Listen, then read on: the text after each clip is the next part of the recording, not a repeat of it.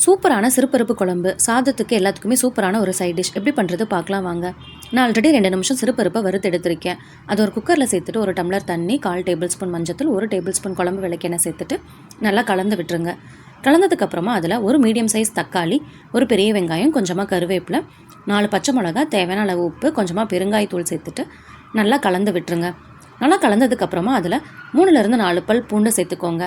சேர்த்துட்டு கலந்து விட்டுட்டு உப்பு செக் பண்ணி மூடி போட்டு பருப்பு வைக்கிறதுக்கு 4லேருந்து 5 விசில் விட்டு எடுத்துக்கோங்க.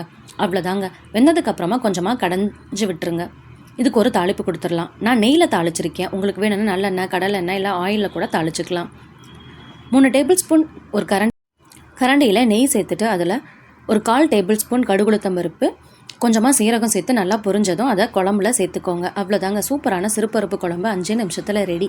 சாதத்துக்கு நெய் சேர்த்து சாப்பிடும்போது டேஸ்ட் அவ்வளோ அருமையாக இருக்குங்க. செஞ்சு பார்த்துட்டு டேஸ்ட் எப்படி வந்துச்சுன்னு கமெண்ட்டில் சொல்லுங்கள். வீடியோ பிடிச்சிருந்தா கண்டிப்பாக லைக் பண்ணுங்கள், சப்ஸ்கிரைப் பண்ணுங்கள்.